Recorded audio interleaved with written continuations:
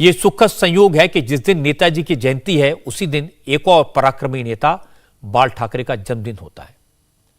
बाल ठाकरे भी आज हमारे बीच नहीं है, लेकिन उनकी रौबदार आवाज, उनका शानदार व्यक्तित्व आज भी देश के लोगों के जहन में जिंदा है।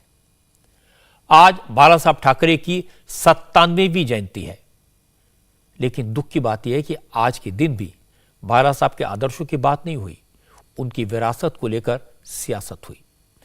उद्धव ठाकरे और एकनाथ शिंदे के ग्रुप के बीच बाला साहब की विरासत को लेकर झगड़ा तो पहले से ही चल रहा है, आज कुछ और रूप में सामने आया। बाला साहब की जयंती पर चीफ मिनिस्टर एकनाथ शिंदे ने महाराष्ट्र असेंबली में बाला साहब की एक बड़ी ऑयल पेंटिंग का अनावरण किया। असेंबली में जो कार्यक्रम हुआ उसमें ठाकरे परिवार के सभी मेंबर्स को इनवाइट किया गया था, लेकिन राज ठाकरे पहुंचे, स्मिता ठाकरे पहुंची और निहार ठाकरे पहुंचे। उद्धव के परिवार के लोग इनविटेशन के बावजूद वहां नहीं आए। हालांकि उद्धव ठाकरे की गैर मौजूदगी पर एकनाथ शिंदे ने तो कुछ नहीं कहा, लेकिन राज ठाकरे ने बिना नाम लिए उद्धव पर निशाना साधा। राज ठाकरे ने कहा इस कार्यक्रम में सबको आना चाहिए था, अगर दूसरे लोग भी आते तो उनको एहसास होता कि वो किस शख्स की वजह से यहां तक पहुंचे हैं। आज इथे उपस्थित असलेले अनेक जण, आज यहां उपस्थित लोग और जो उपस्थित नहीं रह सके, जिनके कारण आप इस सभागृह में पहुंचे, उन हिंदू हृदय सम्राट बाला साहब ठाकरे की ऑयल पेंटिंग का आज अनावरण हो रहा है। कई लोग इस विधान भवन में जीत कर आए, कई को बाला साहब ने जिताकर पहुंचाया। नार्वेकर जी, मेरी ऐसी विनती है कि ऐसी 2 ऑयल पेंटिंग एक विधान परिषद और एक विधानसभा में लगाइए, ताकि जो लोग इस सदन में आते हैं उनको पता चले कि हम किसके कारण यहां पहुंचे। म्हणजे अनेकांना कळेल आपण कोणामुळे इथपर्यंत आलो। जिस वक्त असेंबली में बाला साहब की ऑयल पेंटिंग का अनावरण हो रहा था, उस वक्त उद्धव ठाकरे एक दूसरे कार्यक्रम में मौजूद थे।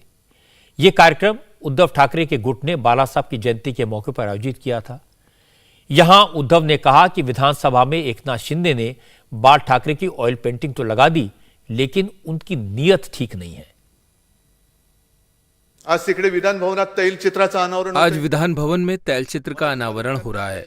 मुझे आज दोपहर को इस बारे में पूछा गया, मैंने कहा मैंने वो देखा नहीं है। आपका काम अच्छा होगा, बाला साहेब का फोटो लगा रहे हैं, खुशी है, अभिमान है, लेकिन उसके पीछे आपकी नीयत खराब है। याद रखना, चाहे मोदी हो, लेकिन बाल ठाकरे के बिना वोट नहीं मिल सकता, ये आपने कबूल कर लिया है। ये मोदी को भी कबूल करना पड़ा है। मोदी का आदमी, लेकिन चेहरा बाल ठाकरे का। क्यों? हिम्मत है तो मोदी के नाम पर वोट मांग कर दिखाओ। चेहरा बाळासाहेबांचा, का हिम्मत असेल तो मोदींच्या नाव। राज ठाकरे की बात सही है कि उद्धव हों, उनके बेटे आदित्य हों या फिर एकनाथ शिंदे हों, ये सारे के सारे लोग आज जिस मुकाम पर पहुंचे हैं उसके पीछे बाला साहब का विराट व्यक्तित्व है। उनके प्रति लोगों की श्रद्धा और भरोसा है। लोग उन्हें बेहद प्यार करते थे। उद्धव ठाकरे संघर्ष करके राजनीति में आगे नहीं बढ़े। वो शिवसेना के अध्यक्ष बने हो या फिर महाराष्ट्र के मुख्यमंत्री, इसकी सिर्फ एक ही वजह है कि वो बाला साहब के बेटे हैं। इसीलिए बाला साहब के सम्मान के मौके पर अगर उद्धव अपने परिवार के साथ पहुंचते तो उनका कद छोटा नहीं होता, बड़ा होता।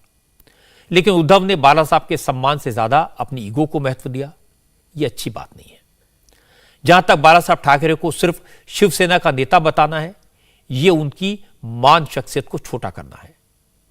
बाला साहब ठाकरे ने खुद को हमेशा भारत का बेटा बताया।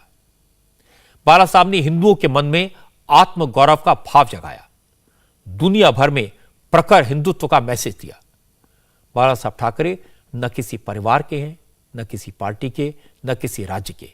वो तो पूरे देश के नेता थे, पूरे हिंदू समाज के नेता थे, और उनका सम्मान सबको करना चाहिए।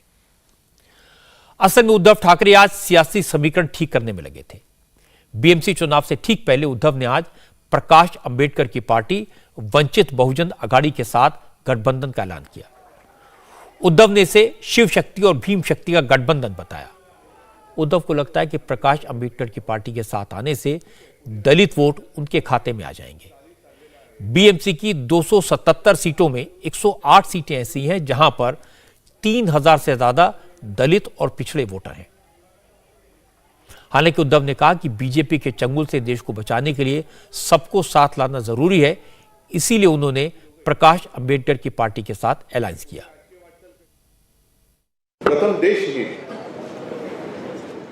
पहले देश हित, ये भ्रम फैलाया जाता है और हर बार तानाशाही की ओर इसी तरह बढ़ा जाता है। जनता को भ्रम में रखना, बेवजह के विवाद में उन्हें फंसा कर रखना और जो उनके मन में है उसे पूरा कर लेना।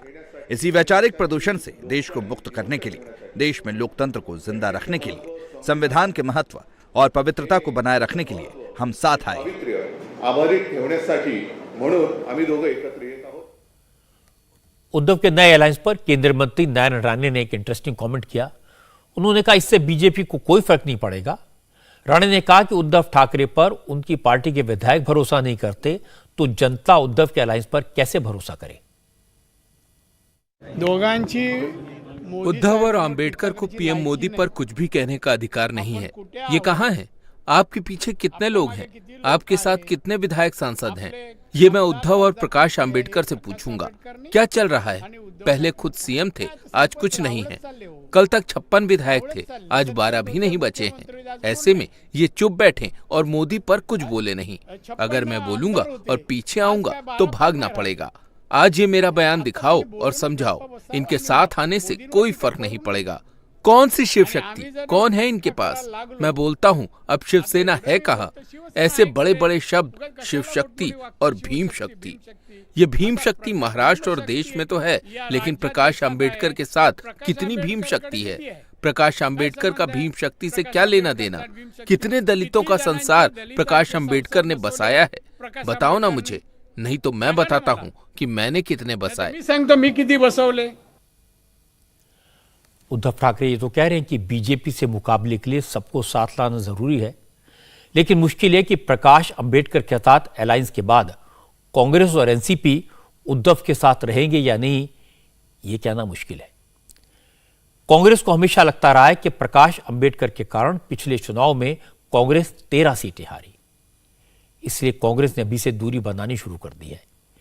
एनसीपी के नेता भी प्रकाश अंबेडकर पर भरोसा नहीं करते, इसलिए बेहतर होता कि प्रकाश अंबेडकर से दोस्ती करने से पहले उद्धव ठाकरे कांग्रेस और एनसीपी के नेताओं से बात कर लेते। इंडिया टीवी हर वक्त हर जगह डाउनलोड करने के लिए सर्च करें India TV news Google play store या ऐप स्टोर पर।